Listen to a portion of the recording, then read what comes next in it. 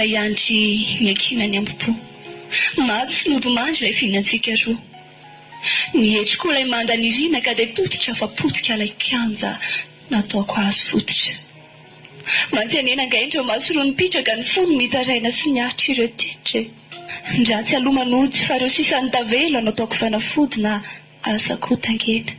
Ndia nirivom-pahafahana ny vavaka avetsoko hitondra fahasambarana ho an'ilay fanahako.